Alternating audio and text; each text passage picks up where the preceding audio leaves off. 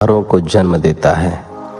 लाखों जीव योनियों में इसी नारायण का सूक्ष्म अंश विद्यमान है। सबसे पहले भगवान ने कौमार सर्ग में सनक, सनंदन, सनातन और सनत कुमार नाम के 4 ब्राह्मणों के रूप में अवतार लिया और अखंड ब्रह्मचर्य का कठोर व्रत का पालन किया। दूसरी बार जल में डूबी हुई पृथ्वी के उद्धार के लिए शुकर का अवतार लिया। तीसरा अवतार देवर्षि नारद के रूप में लिया और नारद पांचरात्र का उपदेश दिया। चौथा अवतार नर नारायण के रूप में उन्होंने धर्म की पत्नी मूर्ति के गर्भ से लिया। इस समय उन्होंने ऋषि रूप में मन और इंद्रियों के नियंत्रण अर्थात संयम करने का कठोर तप किया। 5वें अवतार में वे सिद्धों के स्वामी कपिल के रूप में आए। 6ठे अवतार के रूप में वे अनसुईया के पुत्र दत्तात्रेय बने। 7वां अवतार उन्होंने यज्ञ के रूप में रुचि प्रजापति की पत्नी आकुति के गर्भ से लिया और अपने पुत्र यम आदि देवताओं के साथ मिलकर स्वयंभुव मनवंतर की रक्षा की। 8वां अवतार ऋषभ देव के रूप में राजा नाभि की पत्नी मेरु देवी के गर्भ से लिया और आश्रम वासियों को परम हंसों का मार्ग दिखाया। 9वां अवतार उन्होंने ऋषियों की प्रार्थना पर राजा पृथु के रूप में लिया। इस अवतार के रूप में भगवान ने पृथ्वी पर फैली समस्त औषधियों का दोहन किया। यह अवतार लोक कल्याण के लिए लिया गया था। 10वां अवतार मत्स्य के रूप में तब लिया जब चाक्षुष मनवंतर में त्रिलोकी समुद्र में डूब गई थी। उस समय पृथ्वी रूपी नौका पर बैठाकर भगवान ने अगले मनवंतर के अधिपति वैवस्वत मनु की रक्षा की थी। जिस समय देवता और दैत्य समुद्र मंथन कर रहे थे तब भगवान ने कच्छप रूप में 11वां अवतार लिया था और मंदराचल पर्वत को अपनी पीठ पर धारण किया था। 12वां अवतार धनवंतरी के रूप में लिया जब वे समुद्र से अमृत कलश लेकर निकले थे। 13वां अवतार मोहन रूप में लिया और दैत्यों को अपनी मोहिनी छवि से मोहित करके वह अमृत देवताओं को पिलाया था। 14वां अवतार नृसिंह का था और अपने भक्त प्रहलाद की रक्षा के लिए दैत्यराज हिरण्यकशिपु को मारा था। 15वां अवतार वामन का लिया था और दैत्यराज बलि के यज्ञ में जाकर 3 पग में पूरे ब्रह्मांड को नाप लिया था। 16वां अवतार परशुराम के रूप में लिया और ब्राह्मण द्रोही क्षत्रियों का 21 बार विनाश किया। 17वां अवतार सत्यवती के गर्भ से कृष्ण द्वैपायन व्यास के रूप में लिया और वेदों की कई शाखाएं बनाकर अनेक पुराणों, महाभारत आदि धर्म ग्रंथों की रचना की। 18वां अवतार उन्होंने दशरथ नंदन अयोध्यापति श्री रामचंद्र के रूप में लिया और राक्षस राज रावण का वध किया। 19वां अवतार श्री बलराम के रूप में और 20वां अवतार श्री कृष्ण के रूप में लिया तथा कंस, जरासंध और दुर्योधन जैसे पापियों का वध करके पृथ्वी का भार हल्का किया।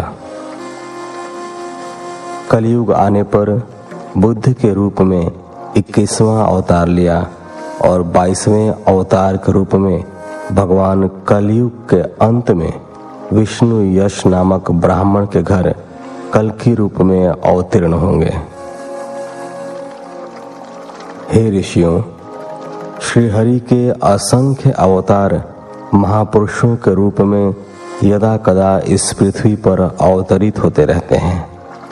जब जब भी इस पृथ्वी पर अधर्म और पापाचार बढ़ता है, तभी भगवान उस पाप को नष्ट करने के लिए किसी न किसी रूप में इस धरती पर अवतार लेते हैं और अपने भक्तों की रक्षा करते हैं। भगवान श्री हरि की यह कथा अत्यंत गोपनीय और रहस्यमयी है। जो भी मनुष्य एकाग्रचित्त होकर नियम पूर्वक सुबह शाम प्रेम से श्रीमद् भागवत कथा को पढ़ता या सुनता है, वह सभी प्रकार के दुखों से छूट जाता है। प्रकृति स्वरूप माया से आच्छादित भगवान का यह साकार स्वरूप अत्यंत मनोहारी और अनंत गुणों से युक्त है। उसे स्वयं भगवान के द्वारा कल्पित किया गया है। इसके रहस्य को वे ही प्रेमी जन जान पाते हैं जो शुद्ध हृदय से भगवान के मनभावन मोर मुकुट पीतांबरधारी श्री कृष्ण के रूप माधुरी पर तन मन से वारी वारी जाते हैं, बार बार उन पर न्यौछावर होते हैं।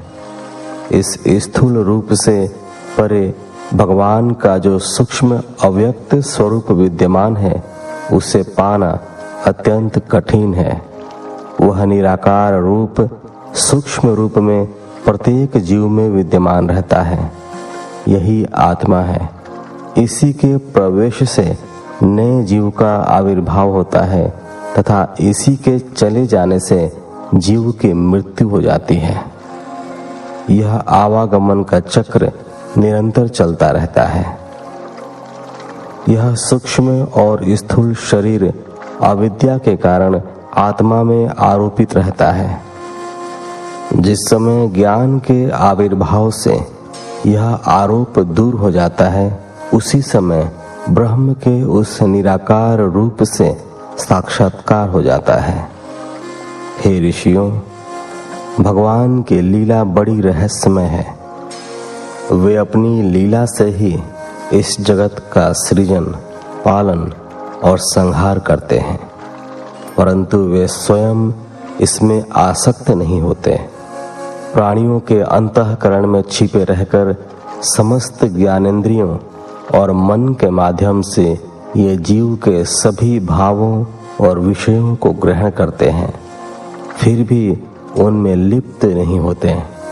जैसे आम लोग जादूगर के कर्तव्यों को अपनी खुली आंखों से भी नहीं समझ पाते, उसी प्रकार दुर्बुद्धि व्यक्ति अनेकानेक तर्कों से भी परमात्मा की लीलाओं को नहीं समझ पाते। भगवान की शक्ति अपरिमित और पराक्रम अनंत है। उनकी थाह पाना असंभव है। वे जगत और जीव में रहते हुए भी उससे परे हैं। उन्हें वही जान पाता है जो निष्कपट भाव से नित्य उनके चरणों का चिंतन करता है और अपने आप को उनमें समर्पित कर देता है। ऋषियों, भगवान वेदव्यास जी ने भगवान के पावन चरित्र से परिपूर्ण यह श्रीमद् भागवत नामक पुराण रचा है। उन्होंने इस कल्याणकारी पुराण को लोकहित के लिए अपने पुत्र श्री शुकदेव जी को कंठस्थ कराया था। इसमें समस्त वेदों का सार तत्व विद्यमान है। श्री शुकदेव जी ने इसे राजा परीक्षित को गंगा किनारे बैठकर सुनाया था। उस समय मैं भी वहां उपस्थित था और मुझे भी श्री कृष्ण भगवान का वह महान मनोहारी चरित्र सुनने का सौभाग्य प्राप्त हुआ था। कलयुग में जो लोग अज्ञान रूपी अंधकार में गिरकर अंधे हो रहे हैं, उनके लिए यह पुराण सूर्य की रश्मियों के सदृश प्रकट हुआ है। मेरा जैसा अध्ययन है और जैसी मेरी बुद्धि है, उसी के अनुरूप मैं श्री कृष्ण के इस महान चरित्र को आप सभी विद्वानों को सुनाने का प्रयत्न करूंगा। चौथा अध्याय। महर्षि व्यास द्वारा रचित पुराणों और महाभारत का परिचय। भगवान श्री हरि के अवतारों की कथा सुनकर सभी ऋषि अति प्रसन्न हुए। तब सौनक जी बोले, सूत जी, आपने जो कथा शुकदेव जी को कही थी वह पुण्यमयी कथा कृपा करके हमें भी सुनाइए। वह कथा किस युग में, किस स्थान पर और किस कारण से हुई थी? श्री शुकदेव जी तो एक स्थान पर अधिक देर तक ठहरते नहीं हैं, फिर वे किस कारण से कथा सुनाने तक रुके रहे? पांडव नंदन राजर्षि परीक्षित का श्री शुकदेव जी के साथ संवाद कैसे हुआ? हमने सुना है कि अभिमन्यु नंदन परीक्षित तो भगवान के बड़े प्रेमी भक्त थे। किस कारण से उन्होंने साम्राज्य लक्ष्मी का परित्याग करके गंगा तट पर मृत्यु पर्यंत अनशन व्रत ग्रहण किया था? सूत जी ने कहा, इस वर्तमान चतुर्युग के तीसरे युग द्वापर में महर्षि पराशर और वसु कन्या सत्यवती के गर्भ से श्री कृष्ण द्वैपायन व्यास जी का जन्म हुआ था। एक दिन सरस्वती नदी के तट पर सूर्योदय के समय वे बैठे हुए थे। वे सोच रहे थे कि धर्म में आस्था न रहने के कारण संसार के लोग श्रद्धाहीन हो जाते हैं। उनकी बुद्धि कर्तव्यों का ठीक प्रकार से पालन नहीं कर पाती है। ऐसे में समस्त वर्णों के लोगों का हित किस प्रकार से हो? इसके लिए सर्वप्रथम उन्होंने एक ही वेद के 4 भेद किए, ऋग्वेद, यजुर्वेद, सामवेद और अथर्ववेद। फिर उन्होंने इतिहास और पुराणों की अलग अलग रचना की। ऐसा उन्होंने इसलिए किया था कि जिन लोगों की स्मरण शक्ति प्रबल नहीं है वे भी वेदों के मर्म को जान सके। उस समय क्योंकि स्त्रियां परिवार चलाने में, शूद्र दास कर्म करने में और पतित ब्राह्मण अपने हित संधान में ही व्यस्त रहते थे, यही देखकर उन्हें वेदों के अध्ययन और श्रवण से मुक्त रखा गया था।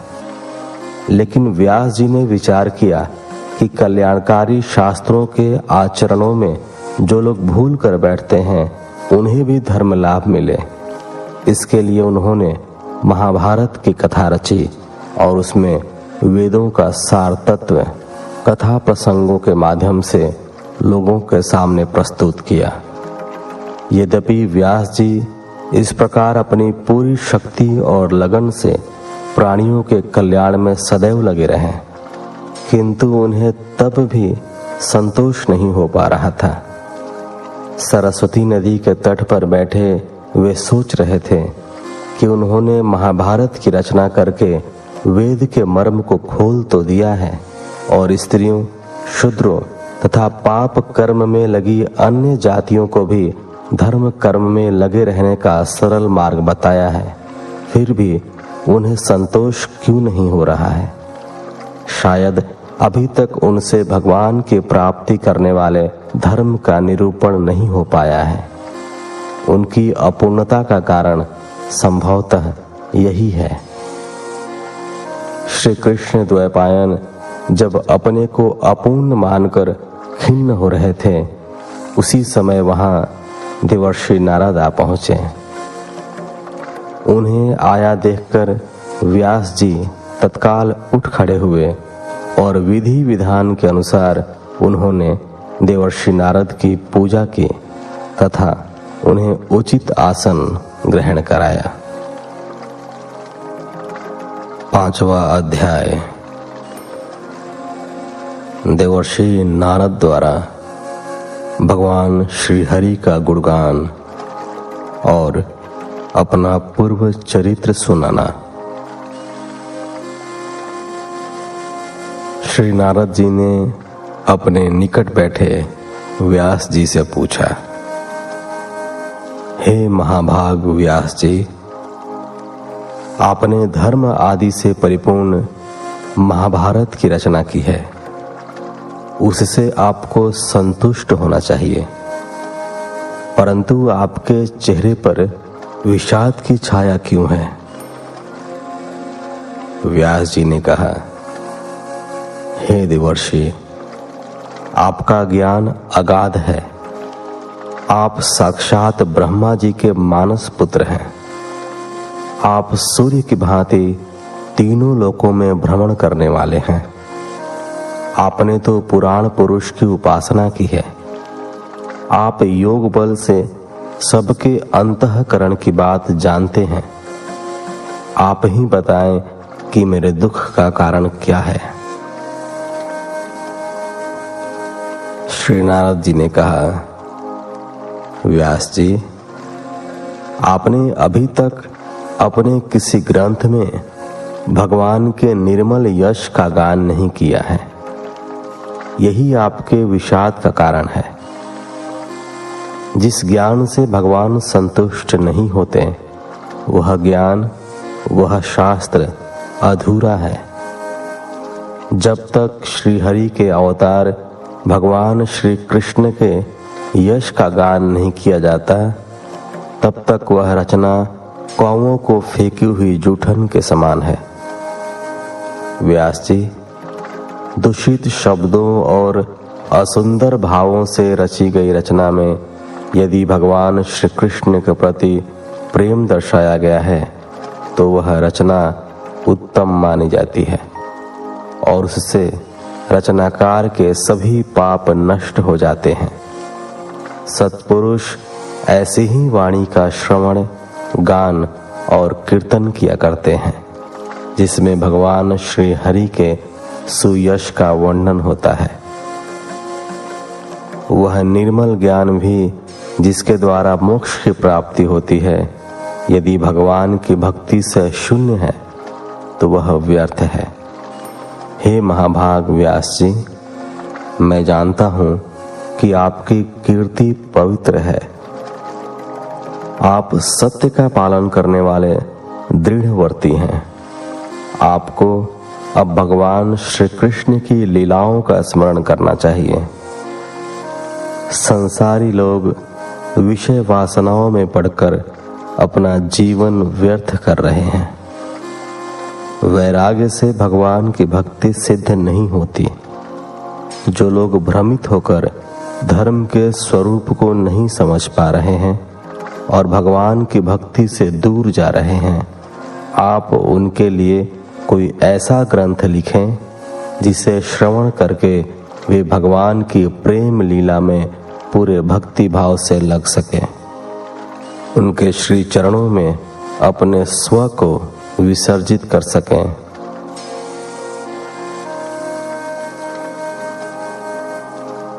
हे व्यास जी, जो लोग भगवान श्री कृष्ण के चरण कमल के सेवक हैं, वे भजन न करने वाले मनुष्यों के समान दैववश कभी विपरीत स्थितियों में फंसने के बाद भी जीवन मृत्यु के चक्र से मुक्ति पा जाते हैं। इसलिए आप विश्वरूप पुरुषोत्तम भगवान श्री कृष्ण की लीलाओं का कीर्तन कीजिए। नारद जी का पूर्व जन्म। हे मुनिवर, पिछले कल्प में अपने पूर्व जन्म में मैं वेद पाठी ब्राह्मणों की एक दासी का पुत्र था। मेरी माँ ने मुझे उनकी सेवा में नियुक्त कर दिया था। मैं उनकी सेवा करता और उनकी आज्ञा से उनके बर्तनों में लगी जूठन को खा लेता था। उसके खाने मात्र से ही मेरे सारे पाप धुल गए और मेरा हृदय शुद्ध हो गया। वे भजन पूजन करते तो मैं ध्यान पूर्वक उसे सुनता। उन्होंने मुझे श्री कृष्ण की मनोहारी कथाएं सुनाई। उसे सुनकर मेरी रुचि भगवान श्री कृष्ण में हो गई। उस रुचि के कारण मेरी बुद्धि निश्चल हो गई और मैं सत असत के भेद को समझने लगा। परब्रह्म परमात्मा को मैं अपने भीतर आत्मा में माया से कल्पित देखने लगा। तभी रजोगुण और तमोगुण का नाश करने वाली भक्ति मेरे भीतर जागृत हो गई। उन महात्माओं ने मुझे ज्ञान दिया कि पुरुषोत्तम भगवान श्री कृष्ण के प्रति अपने समस्त कर्मों को समर्पित कर देना ही संसार के तीनों तापों से छुटकारा पाना है। हे व्यास जी, मनुष्य जीवन के सभी कर्म मनुष्य को जन्म और मृत्यु के चक्र में डालने वाले होते हैं, परंतु जब इन कर्मों को श्री कृष्ण को अर्पण कर दिया जाता है तब इनका दूषित प्रभाव नष्ट हो जाता है और पुण्य ही शेष रह जाता है। भगवान के प्रति किए गए कर्मों से ही मोक्षदायिनी भक्ति प्राप्त होती है। इसलिए कर्म करते हुए प्रत्येक पल श्री कृष्ण का ही ध्यान और नाम कीर्तन करना चाहिए। हे विप्रवर, जब मैंने इस प्रकार उनकी आज्ञा का पालन किया तब भगवान श्री कृष्ण ने मुझे आत्मज्ञान, ऐश्वर्य और अपनी भावना रूपी प्रेमा भक्ति का दान दिया। अतः व्यास जी, आपका ज्ञान पूर्ण है और आप समर्थ हैं, इसलिए आप भगवान श्री कृष्ण की प्रेममयी लीला का वर्णन कीजिए। बड़े बड़े ज्ञानियों की जिज्ञासा इसी प्रेमा भक्ति से पूर्ण होती है। दुखी जन के कष्टों को हरने का इसके अतिरिक्त कोई दूसरा उपाय नहीं है। छठा अध्याय। नारद जी द्वारा अपने पूर्व जन्म का शेष भाग सुनाना।